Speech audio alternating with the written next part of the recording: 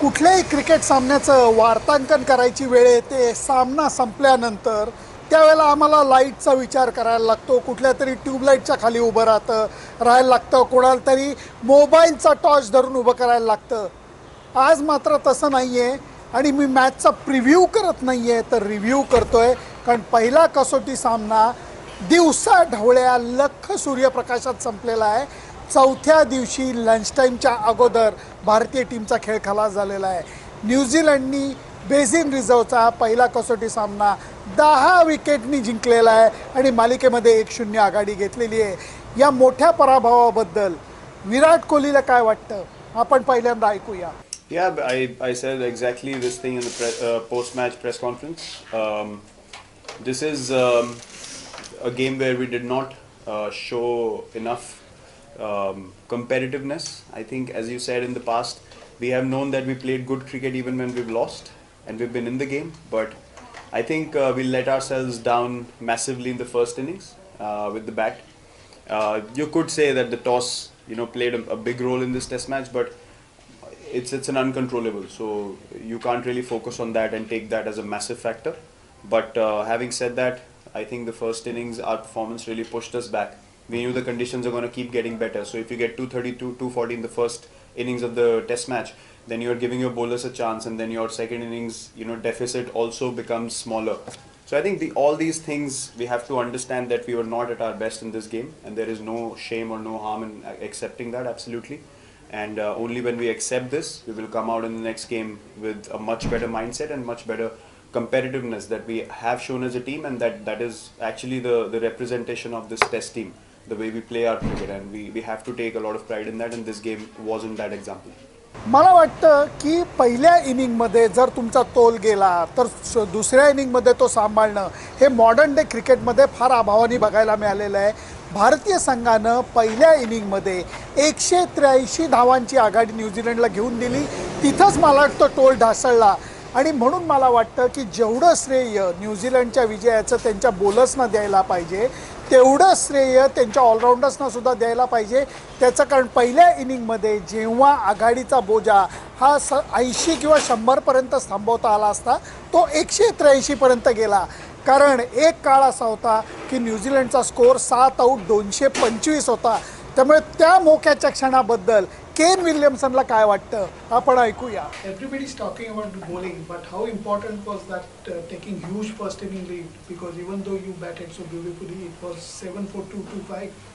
Yeah, it was challenging throughout, and you always expect that against an Indian bowling attack that they have, which is a superb fast bowling attack.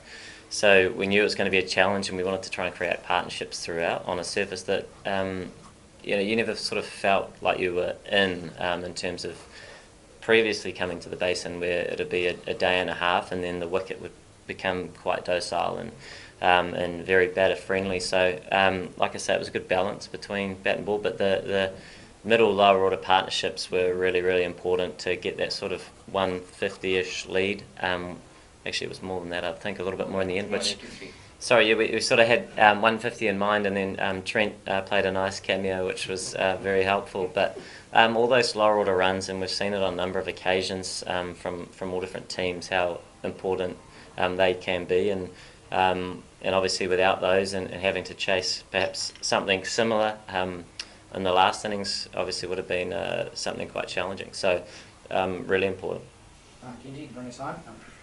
विराट कोहलीने प्रांजळपणे कबूल केलं की ह्या सामन्यामध्ये आम्ही batsman लोकांनी खास करून चांगला खेळ अपेक्षेप्रमाणे अजिबातच केला नाही आणि त्याचा धक्का संघाला लागलेला आहे. पराभव इतका मोठा होता की त्याची लाज वाटत नाही आहे. पण त्याचबरोबर बऱ्याच मोठ्या कालावधीनंतर भारतीय संघानं लढत न देता सामना गमावला आहे. याचं जास्त विराट कोहलीला वाईट वाटतं आहे. मला वाटतं पुढच्या मॅचमध्ये कुठल्या विचारांनी हे लोक मैदानात उतरतील याच्याबद्दलही विराट कोहलीनी अत्यंत महत्त्वाचं आणि सूचक भाष्य केलं आहे. तेही आपण ऐकूया. सर, आई थिंक जो लैंग्वेज हम यूज़ करते हैं as a batting unit, I think वो सही होनी चाहिए. तो मुझे नहीं लगता कि संभलना और कॉशियस रहना और चौकन्ना रहना से फ़ायदा होता है, क्योंकि उसमें क्या होता है कि आप अपने शॉट खेलने बंद कर देते हैं. आपको डाउट आने लगता है कि अगर आपको सिंगल भी नहीं मिल रहा है वो कंडीशंस में तो आप क्या करेंगे। आप सिर्फ वेट कर रहे हैं कब अच्छी बॉल आएगी और कब आप, वो एक्सेप्टेंस आ जाती है कि अच्छी बॉल आउट कर दे तो ठीक है। एटलीस्ट मैं कभी ऐसी सोच से नहीं गया हूँ। अगर मुझे सिचुएशन दिखती है, अगर ग्रीन विकेट है तो मैं कोशिश करता हूँ कि काउंटर अटैकिंग क्रिकेट खेलूँ ताकि टीम आगे लग जाए। और अगर वो नहीं होता है तो आपको एक्सेप्ट करना पड़ेगा कि आपने सोच सही रखी, आपने ट्राई किया, कुछ वो नहीं हुआ तो fair enough, there is no harm वो एक्सेप्ट करने में। लेकिन I don't think cautious approach कभी भी चलती है, स्पेशली अवे फ्रॉम होम। और अगर आप टॉस जीत के जब हमने बैटिंग भी करी है तो कोई अब हरी पिच देख के बहुत लोगों ने बोला कि हाँ बैटिंग कैसे कर सकते हैं, लेकिन हमारी क्लियर अप्रोच थी और पॉजिटिव थी। तो वहाँ पे 180 रन 190 रन बोर्ड पे भी काफ़ी थे क्योंकि हमारा माइंडसेट ठीक था। तो आई थिंक जब हम पहले बैटिंग करें, हमारा टीम का प्लान रहता है कि एक सर्टेन टोटल बॉलर्स को दें, और वो टोटल कैसे देना है हमें, वो अपनी अपनी स्ट्रेंथ के हिसाब से हमें फिगर आउट करना पड़ेगा कि रन कैसे बनाने। अगर हम बहुत ज़्यादा कंडीशंस के बारे में सोचेंगे तो फिर हम बैटिंग पे फोकस नहीं कर पाएंगे। तो आई थिंक जब आप अपनी कंडीशंस में नहीं खेलते, गेम ज़्यादा मेंटल हो जाती है। हम लोग कभी कभी ज़्यादा टेक्निकल में घुस सकते हैं, लेकिन आई थिंक अगर आपका माइंड क्लियर है तो कोई भी कंडीशन ईजी लगने लगती है। फिर आपको ऐसा नहीं लगता है बहुत कुछ हो रहा है बॉल में या बॉलिंग अटैक मुश्किल है। तो आई थिंक हम जो पॉजिटिव फ्रेम ऑफ माइंड में रहे हैं अभी तक, उसी को फॉलो करेंगे। इस मैच में नहीं एग्जीक्यूट हुआ, बट जब होता है तो हमें पता है हम क्या कर सकते हैं। Thank you. मालिकेमध्ये पुनरागमन करणं हे खूप अवघड गोष्ट असते आणि खास करून जेव्हा पहिला सामना तुम्ही एवढ्या मोठ्या फरकानं हारता, बॅटिंग बॉलिंग फिल्डिंग तिन्ही क्षेत्रामध्ये समोरचा संघ तुम्हाला भारी ठरतो, तेव्हा ख्राइस्टचर्चला दुसरा सामनाला करता जाताना विमानात बसण्याकरता जेव्हा इंडियन टीम जाईल तेव्हा त्यांच्या मनामध्ये नक्कीच काही विचार असतील, नक्कीच काही प्रश्न असतील आणि या प्रश्नांची उत्तरं शोधायला त्यांच्याकडे जास्त वेळसुद्धा नाही आहे। मला वाटतं न्यूझीलंड संघाने विजयाची लय चांगलं क्रिकेट खेळून मिळवलेली आहे।